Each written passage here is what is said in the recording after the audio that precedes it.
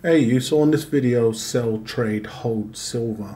I'm going to break down situations that have made me do one of those things. So this video initially came about as an individual had contacted me and asked me, when do I know when to sell my silver, and was asking when is a good time for them to sell their silver. So is there any great time for them to sell or a specific time for them to sell? So I'm doing this video in response and adding a few more categories on top, be it their trade and the sell silver and the hold silver. So breaking into this off the bat, I just want to mention I believe this applies to stackers of all sizes. So whether you're picking up, if we're taking these coins for instance, collector coins like these in volumes of 1 to 5 or hundreds, it definitely applies to you. These are methods you can apply for yourself that can work for you at a later date.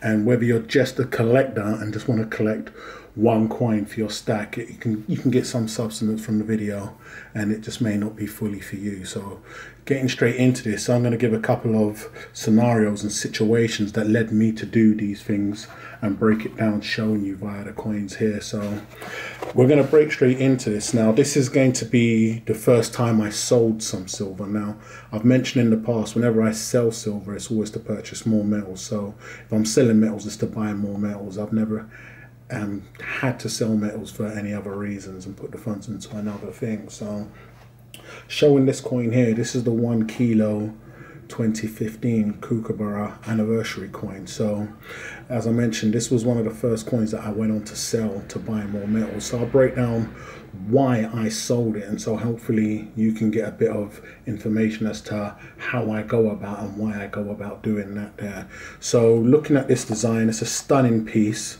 absolutely stunning. Now I had purchased this design in bulk volume, so I had a good couple hundred of ounces of this coin. I also had it in the 10-ounce variant. Absolute stunning coin. I picked this coin up because it was an anniversary piece. So at a later date, I believed it being an anniversary coin, it would be a lot more desirable for collectors and investors of the like. So it would go on to do fantastic things, and I still do believe that regarding this coin. It is a very strong coin. But putting this piece down, later on this coin eventually came out. So you're looking at the 2016 proof kilo also. So when this first came out, when I very first time I saw this image, the motif, I was a little on the fence. I mean, it was stunning, but it didn't take me straight away. But once this design had sunk in, I was in a little bit of dilemma as I went on. When stepping back and looking at the both of these designs, I went on to believe that this coin was the stronger of the two, and that if I was going to have any of them in bulk, as I personally wasn't able to have hundreds of the 2016s and hundreds of the 2015s, so for me it was a pick of which one I would rather have in bulk in my stack to make my stack the strongest can be. So I went on to eventually pick this design here. So what I would go on to do is sell my 2015s on that exact scenario there or situation. I went on to sell those because I found a dealer. Now this may be food for thought for any individual, because I had come to that conclusion.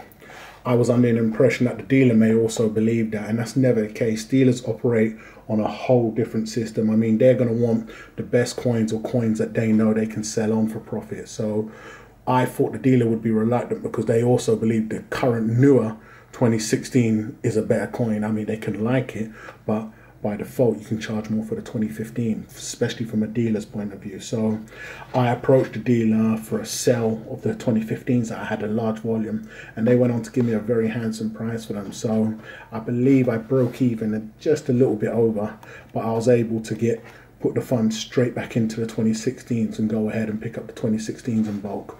Now, as I mentioned, that initially happened, and what led me on to sell, it wasn't that I knew something at the time and anything of the likes. It was all down to my own intuition, and it's going to be down to the individual that comes to that crossroad where, and for me, it was me looking at my stack and constantly evolving and tweaking my stack and wanting my stack to be in the strongest position that it could be in.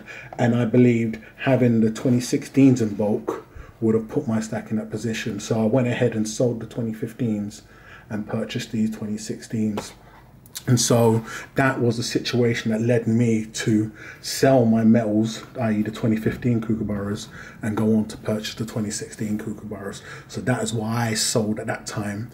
And on that note, that is the majority of the time as to why I'm going to sell. It's going to be a situation where I'm going to look at my stack and want it to be in the strongest position that it can be. And ever more so now, because a couple of things that did end up working against this coin is that there's tactics the mints do now, and ever more so now, that can really end up watering profits at a later date. For me personally, what I didn't like is we covered a 2015. This motif had been on a kookaburra coin before, so this is the exact same design that came out on the 1919 kookaburra coin. So you're looking at it there. I mean, with the anniversary, you get it dating 1990 to 2015. On the 1990 kookaburra coin, you're looking at the exact same motif there, exact same design.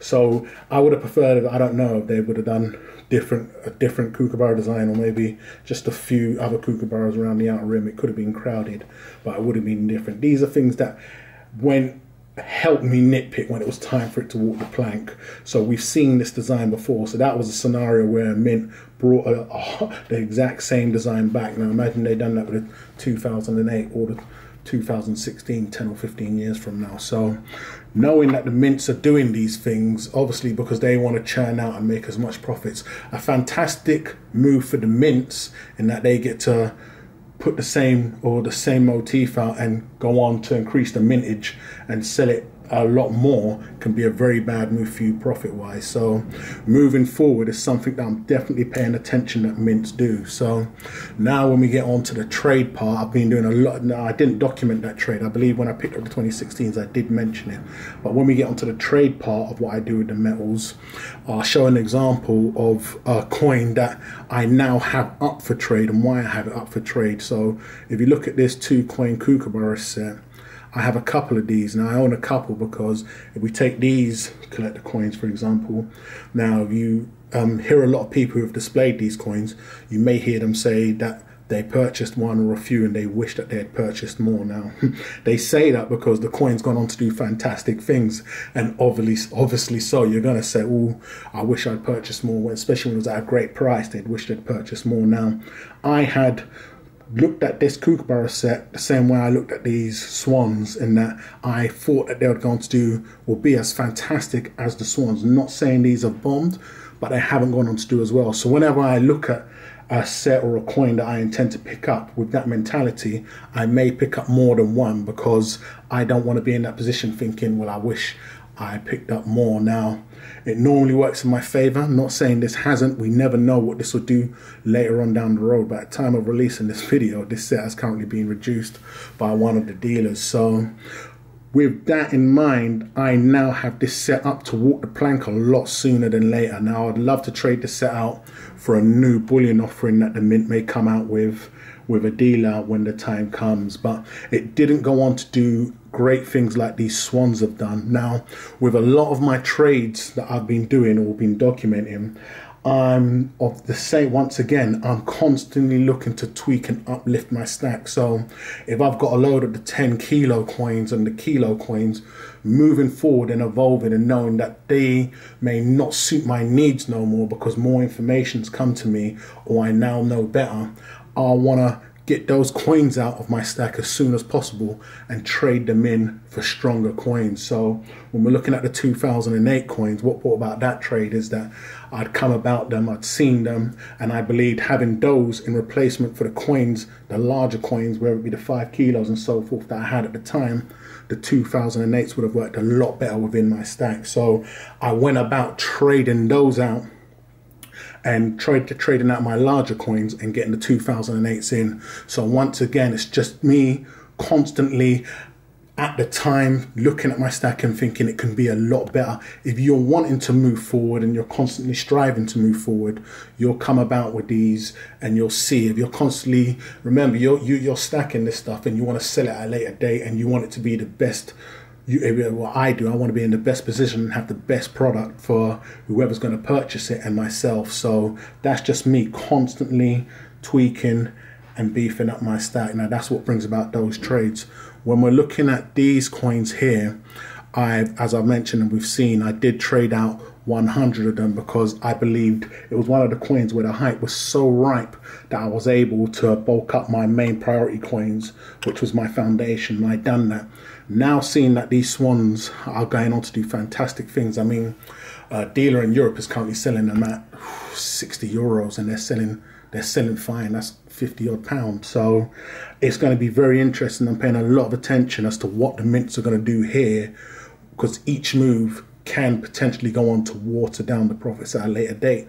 I think this coin is strong enough where that may not happen, be it they bring out a proof coin or some type of privy. I doubt it would be a privy, but I'm really paying attention because the mints have just had a very big hit on their hands, and I want to see exactly what they do after that. I have no doubt they'll increase the mintage on the next release, but it's what they're currently going to do on this current release, i.e. in a 1 ounce size. Are they going to bring out any other variations? So I'm closely watching these, and I intend to hold on to this next batch of 100 for the long term until it really settles and levels out on what's going to happen with those there. So that's what brings about the trades for me. I traded those out because it was just so hype and so ripe that I initially had to capitalize on that there and then, and these are going to be getting traded out because they haven't gone on to do as great as I would like them to do.